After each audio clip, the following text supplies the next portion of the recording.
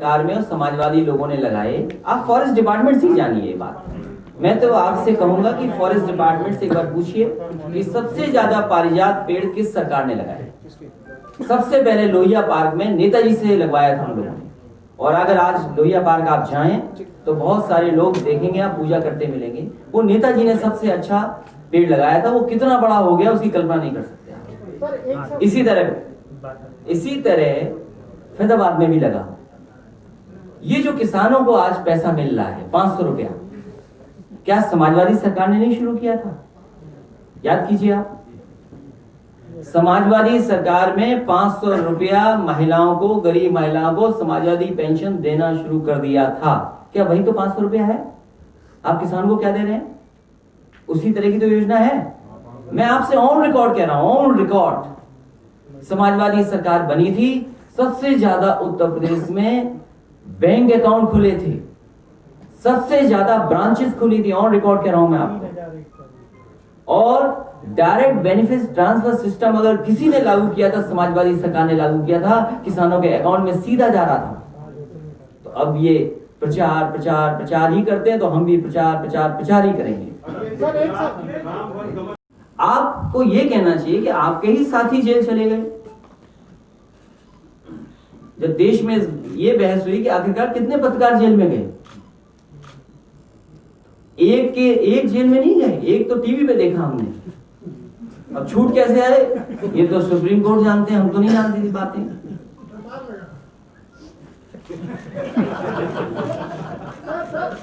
बात को क्यों नहीं होने देते पूरी भाई आप लोग? ये जो बातचीत पूछते हो, कभी दूसरी जगह भी इस तरह पूछते हो कि नहीं पूछ पाते हो? कि बिल्कुल ऐसे ही जैसे गए और वैसे वापस आ गए। तो इसलिए आपको ये चिंता करनी चाहिए कि आपके कितने साथी जेल चले गए।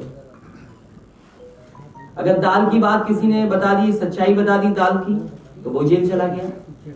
दूध में पानी मिला बता दिया तो वो जेल चला गया। किसी का शेयर कर दिया तो वो जेल में चला गया। और समाजवादी पार्टी ने न जाने कितनों की शिकायत की। मैं जानता हूं कि हमारे लोगों के खिलाफ न जाने क्या क्या लिखते हैं लोग। शिकायत करते रहो, कोई जेल नहीं जाएगा। आप जरा सच्चाई दिखा दो। अगर जेल में हमें ना आपको मिलने जाना पड़े तो बताना। लेकिन ये बताइए, आपके लिए बीजेपी से पता तो आपका इंतजार कर रहे हैं, लेकिन वो पूछ रहे हैं आप कब निकलेंगे। दूसरा सवाल ये है कि मैंने रियलिटी चेक करवाई है अभी एक्सप्रेसवे की, तो वहाँ की जो मजदूर है, वहाँ के इंजीनियर है, वो कह रहे हैं कि अभी 1.5 साल लग जाएगा काम होने में। सपा में देखिए, आप खुद कंफ्यूज हो कि आप जानना क्या चाहते हो। आप खुद ही कंफ्यूज हो। एक तरफ तो ट्विटर की बात कर रहे हो, दूसरे एक्सप्रेसवे की बात कर रहे हो। हालांकि ट्विटर को लेकर एक न्यूज बड़ी इंटरेस्टिंग आई है, आप लोगों ने नहीं फॉलो की होगी। एक पार्टी की नेता, उसके फॉलोअर लाख है, लेकिन इस वोट मशीन में इतने मिले। तो आप समझ लीजिए उससे, ये जरूरी नहीं है कि वो समाजवादी हैं, जरूरी नहीं है कोई समाजवादी है। और ट्विटर पे कोई लड़का बन के फॉलो कर रहा है, कोई लड़की बन के फॉलो कर रहा है। आप पे भी रिक्वेस्ट आती होगी, कहीं ऐसा तो नहीं कि आप भी लड़की का आईडी बना करके किसी से जुड़े हों। आपका भी रियलिटी चेक करना पड़ेगा मुझे। और आप पे फेक अकाउंट कितने, ये भी हमें बता दो। लकी है, पहले तो सबसे पहले मैं मल्ली से जीतने पर लकी यादव जी को बहुत बधाई दूंगा। और इनके साथ साथ जितने भी समाजवादी नेता, कार्यकर्ता और मल्ली की जनता का मैं विशेष धन्यवाद दूंगा कि सभी वर्गों ने, हर एक वर्ग ने इनकी मदद की। और उसका परिणाम यह हुआ कि लकी यादव ऐतिहासिक वोटों से जीत करके आए। ये हमारी पार्टी के बहुत ही वरिष्ठ नेता पारसनाथ यादव जी के बेटे हैं। पारसनाथ यादव जी की भी आखिरी इच्छा यही थी कि उनका बेटा विधायक बन जाए। मैं जनता का बहुत आभारी हूं कि जनता ने उनकी आखिरी इच्छा को पूरा किया। जहां तक चुनाव का सवाल है, चुनाव मैथमेटिक्स हो गया है। मैथमेटिक्स मुद्दे नहीं है। भारतीय जनता पार्टी हर चीज इस्तेमाल करती है चुनाव जीतने के लिए। एक ही जगह का मैं उदाहरण दे सकता हूं आपको, और उसका चेक कर लीजिए। अगर आप चाहेंगे तो हम अभी वीडियो उनको भेज देंगे, वीडियो ये प्ले कर देंगे कि किस तरीके से पुलिस ने क्या किया। जब डीएम, एसपी वहां के डीआईजी, आईजी, पुलिस के अधिकारी, प्रधान, कोठेदार सब लग जाएंगे। और मुझे तो ये सुनने में आया है कि कुछ जगह पर वो आपका टेम्परेचर लेने के लिए खड़े थे और कहा कि ऐसा टेम्परेचर बता देंगे सीधे अस्पताल में एडमिट होना पड़ेगा और 10 एम्बुलेंस लगा रखी।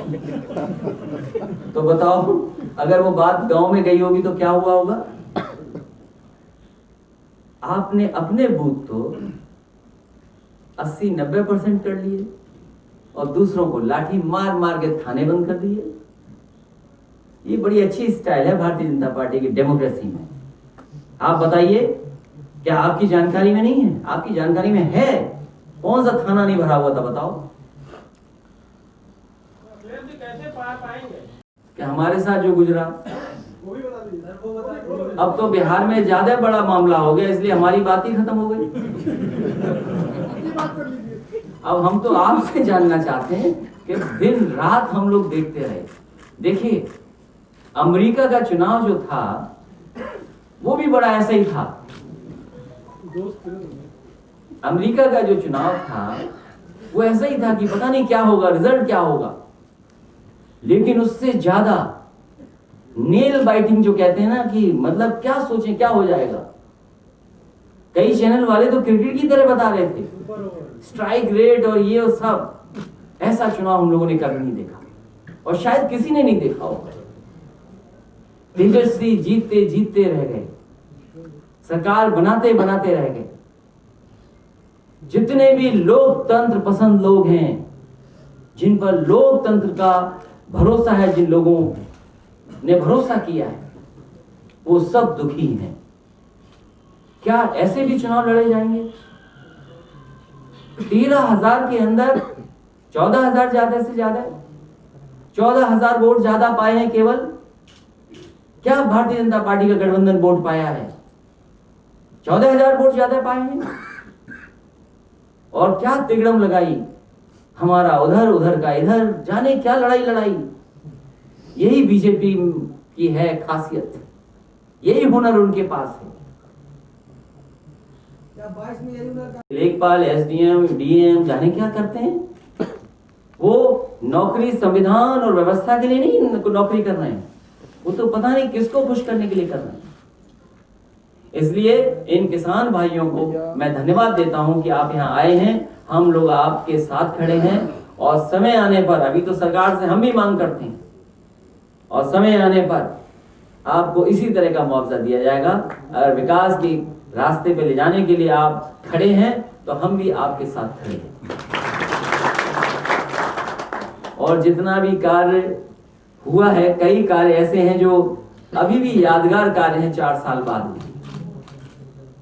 जो पानी हम लोग देखते हैं और पानी में कभी कभी दिए की जो दिखाई देता है, दिए की रोशनी, मुझे खुशी है इस बात की कि वहां के घाटों को अच्छा करना, रिस्टोर करना और कुछ पानी परमानेंट बना रहे उसकी व्यवस्था के लिए पंपिंग स्टेशन अगर किसी ने बनाया था तो समाजवादी सरकार ने बनाया था। वहां पर जो लोग पदयात्रा करते हैं 14 कोसी, एक एक पेड़ हम लोगों ने, समाजवादियों ने लगाया और हमारी समाजवादियों की नकल कर रहे हैं। अगर हमारे साथी जाएं तो न जाने कितना बड़ा पारिजात का पेड़ वहां दिखाई देगा। मुझे तो कभी कभी ये लगता है कि जो समाजवादियों ने पारिजात पेड़ लगाए उसी की नकल कर करके भारतीय जनता पार्टी ने भी पारिजात का पेड़ लगाया। समाजवादियों ने पहले लगाया, भारतीय जनता पार्टी ने नकल कर ली।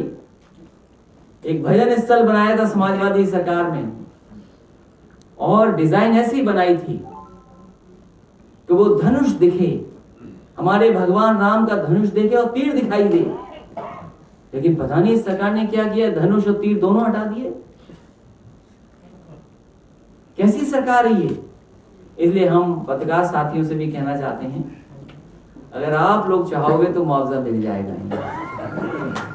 आप लोग भी मदद करो, हम तो मदद कर ही रहे हैं, लेकिन ये पत्रकार साथियों ने अगर ठान लिया तो मदद मिल जाएगी। इसलिए हम भी चाहते हैं गरीब किसान भाइयों की मदद को, आप भी लोग भी मदद करें।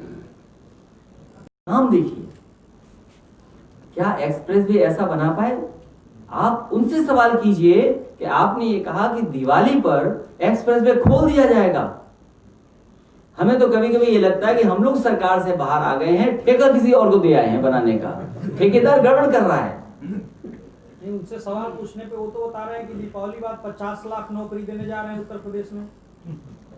नौकरी का सवाल तो ऐसा है कि मजदूरों ने दिखा दिया क्या नौकरी दी इन्होंने। और फिर अगर ये नौकरी दे रहे हैं, अगर ये नौकरी दे रही है सरकार, तो विभाग है किस जगह नौकरी दी है वो आंकड़े बता दें। किससे आंकड़े छिपा रहे हैं आप? और मैं तो नौजवानों से कहूंगा, एक समय आएगा जब हमें भी अपनी बातें रखनी होंगी, कहनी होंगी। उस समय कहेंगे, कोई ना कोई योजना ऐसी लाएंगे जिससे दिखाई देगा कि हाँ ये सरकार दे सकती है नौकरी और रोजगार। क्या अगर आप मेट्रो का ही गिन लीजिए तो ये सरकार आंकड़े नहीं बताएगी कितनों को नौकरी दी। इससे पहले तो करोड़ों को नौकरी दी थी, अब लाख क्यों दे रहे हो? कई करोड़ कहा था। और फिर देश के प्रधानमंत्री जी से उद्घाटन कराया था। और फिर 4 लाख करोड़ का इन्वेस्टमेंट की बात हुई थी। वो 4 लाख करोड़ इन्वेस्टमेंट हुए कि नहीं हुए? अगर हुए होंगे तो शायद 50 लाख नौकरी मिलेगी। सर 2 सवाल है। एक सवाल पहले अधिकारी को भेजा, फिर डीएम को भेजा, और मैंने कहा गांव वालों से पूछ करके आइए कि आप क्या चाहते हो अगर आपका गांव इसमें पूरा का पूरा ले लिया जाए। पहले दुखी हुए, लेकिन जब उन्होंने कहा कि हम तभी देंगे ये जमीन जब हमारी ये मांगे पूरी हो जाएं, वो जब मांगे मेरे सामने आई तो मैंने अधिकारी ये कहने लगे कि ये मांगे जायज नहीं हैं, ये मांगे पूरी नहीं की जा सकती हैं। मैंने कहा सरकार के सामने कोई ऐसी मांग नहीं है जो पूरी न किया जा सके, और पूरी उनकी मांगे मैंने मानी।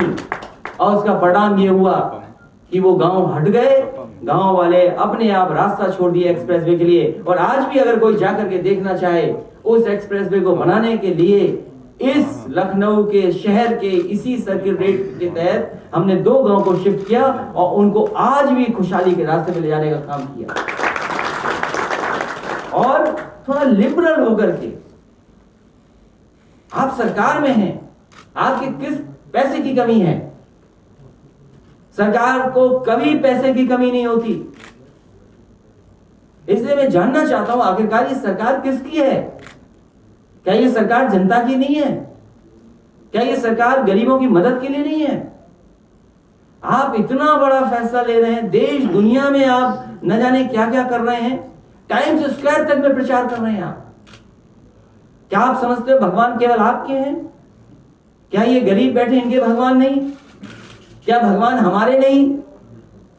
ये भगवान सबके हैं और हम सब चाहते हैं विकास, हम सब खुशहाली चाहते हैं। और हम तो मुख्यमंत्री जी को याद दिलाना चाहते हैं, जिस ऑफिस में आप फैसला लेते हो, जिस टेबल पे, जिस कुर्सी पे आप बैठते हो, वो भी समाजवादी सरकार का बनाया हुआ लोक भवन है। अगर नहीं है तो आप बता दो, आप वहां से फैसला मत लीजिए, छत पे बैठ कर लीजिए फैसला। किसने रोका है आपको? बताओ। आदरणीय हमारे रामलोटन तिवारी जी, उनको इस उम्र में अन्याय का सामना करना पड़ रहा। अपमानित होने के लिए इस उम्र में इतने सम्मान पाने वाले व्यक्ति के लिए इतना अपमान। और जहां तक अधिकारियों का सवाल है, अधिकारियों के साथ हमने भी काम किया है। यही अधिकारी झुक करके जाते थे किसानों के पास और कहते थे ऊपर मत बताना, जो समस्या है मुझे बता दो, हम पूरी कर देंगे आपको। मैं सरकार से कहना चाहता हूं कि एक पुण्य काम के लिए आप जमीन ले रहे हैं। ये सदियों हजारों साल के लिए जमीन जा रही है इनके पूर्वज यहां रहे। अब ये पूर्वज को भूल करके ये जमीन देने जा रहे हैं अगर, तो सर्किल रेट बढ़ाइए। समाजवादी सरकार ने एक्सप्रेसवे बनाने पर सर्किल रेट बढ़ाया था, और सर्किल रेट कम से कम ऐसा किया था कि कोई किसान को बुरा ना लगे। क्योंकि जब वो मार्केट देखता है, जब उसे याद आता है कि मार्केट में तो ये वैल्यू है उस जमीन की और हमसे तो सरकार ऐसे छीन लेगी। आप बताइए, सरकार जब ले लेगी वहां, मान लीजिए कल को वो एयरपोर्ट प्राइवेट हो जाएगा, तब कौन मुनाफा कमाएगा? हमारे गरीबों किसानों की जमीन लेकर के आप मुनाफा किसी और को कमाना चाहते हैं, तो कम से कम सर के रेट बढ़ा करके, और ये पुण्य काम होने जा रहा है, 6 गुना इनको जमीन का मुआवजा मिलना चाहिए। और मैं अपने आदरणीय रामलोट तिवारी जी को, आदरणीय वीरेंद्र तिवारी जी को और हमारे आदरणीय रामकरण यादव जी को मैं भरोसा दिलाता हूं, उनके सहयोगी साथियों को भरोसा दिलाता हूं, समाजवादी लोग आएंगे तो इसी तरह का मुआवजा आपको देंगे। आपको आपके सम्मान से ठेस नहीं पहुंचेगी। अगर हमें कोई सम्मान करना पड़ेगा तो सम्मान करेंगे और आपकी मदद करेंगे। 6 गुना देने में क्या कमी है सरकार को? सरकार तो ये कहती है कि हमारे पास ऐतिहासिक बजट है। अगर इतना ऐतिहासिक बजट है तो दिल क्यों छोटा है आपका, ये बताइए हमें। बजट 6 लाख करोड़ का और दिल कितना छोटा सरकार का। इसलिए इन किसानों की मदद हो। मुझे तो याद है एक किसान नेता मनोज तेवतिया, मनवीर तेवतिया आ गए थे, और आपके पुराने पत्रकार साथी जानते होंगे मनवीर तेवतिया वो थे जिन पर एक सरकार ने न जाने कितने मुकदमे लगा दिए थे, और इतने मुकदमे लगा दिए थे उन पे, वो जेल में थे। और वो मुकदमे इसलिए लगे थे कि वो किसानों की मदद कर रहे थे, किसानों के साथ खड़े थे। जब सरकार हमारी आई, हमने एक एक मुकदमा उस नेता का वापस ले लिया और हमने कहा कि आप किसानों की लड़ाई लड़ रहे थे, इसलिए आप एक भी मुकदमा नहीं चलेगा। पूरे के पूरे मुकदमे समाजवादी सरकार ने वापस लिए थे और 1 साल के बाद उन्हें जेल से बाहर निकाला। साथ ही साथ मैं आदरणीय रामलोट तिवारी जी, आदरणीय वीरेंद्र तिवारी जी, आदरणीय रामकरण यादव जी और इनके साथ जितने सहयोगी साथी और किसान भाई आए हैं, इनके परिवार के सदस्य आए हैं, मैं उनका स्वागत भी करता हूं और यह भरोसा दिलाता हूं कि जो समाजवादी पार्टी से आपकी मदद हो सकती है, पूरी की पूरी समाजवादी पार्टी आपके साथ खड़ी दिखाई देगी। मुझे खुशी है इस बात की कि आदरणीय रामलोट तिवारी जी लगातार अपने गांव के, अपने आसपास के जो गांव हैं, उनके सबके दुख दर्द को यहाँ कम से कम बताने के लिए आए हैं। जो गांव प्रभावित हैं, धर्मपुर, कुटिया और गांजा, ये तीनों ग्राम सभा के साथ साथ और जगह भी जो तकलीफ और परेशानी है, मुझे खुशी इस बात की भी ज्यादा है कि इन्होंने कहा कि हम विकास और खुशहाली किसी को रोकना नहीं चाहते हैं, बस हम अपनी तकलीफ और परेशानी सरकार के सामने रखना चाहते हैं। और प्रेस के साथियों, ये बताइए, अगर कोई डेलीगेशन आए और किसान अपनी बात कहना चाहें और उन्हें मौका मिल जाए मुख्यमंत्री जी से मिलने का, और उसके बाद भी समस्या का समाधान ना हो, तो आखिरकार वो गरीब और किसान जाएं कहां? मुझे कोई ये बताए कि वहां पहुंचने के बाद कौन सी जगह जहां से मदद हो सकती है। आज पाची काले में आप आए हैं, मैं अपने पत्रकार साथियों के सामने याद दिलाना चाहता हूं सरकार को कि जिस समय देश में इस बात की बहस हो रही थी कि जमीन का मुआवजा क्या होगा, जो लैंड एक्विजिशन एक्ट था, जब उस पर बहस चल रही थी, उसी समय समाजवादी पार्टी ने देश का सबसे बड़ा एक्सप्रेसवे बना करके और किसानों से जमीन लेकर के दिखाई थी। वो एक्सप्रेसवे जब बना, किसी प्रेस कॉन्फ्रेंस में मैंने भूला नहीं हूंगा जिसमें किसानों का धन्यवाद नहीं दिया मैंने। जब जिस समय मैं शिलान्यास कर रहा था, सबसे पहले मैंने किसानों का धन्यवाद दिया और मैंने कहा कि मैं किसानों का धन्यवाद देना चाहता हूं कि उन्हीं की वजह से ये एक्सप्रेसवे बन पाया है। मैंने वहां के प्रतिष्ठित लोगों को बुलाया था और उस समय जिन जिन गांवों की जमीन जा रही थी, उनके लोगों से, उन लोगों से बातचीत करके कि आप क्या चाहते हैं, उन्होंने जो जो चीजें बताई थी, जिसकी जमीन आबादी की जा रही थी या कुछ बना था, कहीं झोपड़ा पड़ा था, या और कोई चीज बना ली थी किसान ने। समाजवादी सरकार ने एक एक का मुआवजा दिया और दिल खोल के मुआवजा दिया। मुझे याद है इसी लखनऊ में जहां पर एक्सप्रेस वे को घुसना था, क्योंकि जब डिजाइन हो जाए, अलाइनमेंट हो जाए और उसके बाद ये पता लगे कि इसमें 2 गांव आ रहे हैं, अगर इन 2 गांव को नहीं शिफ्ट किया जाएगा तो ये एक्सप्रेस वे कभी लखनऊ से नहीं जुड़ पाएगा।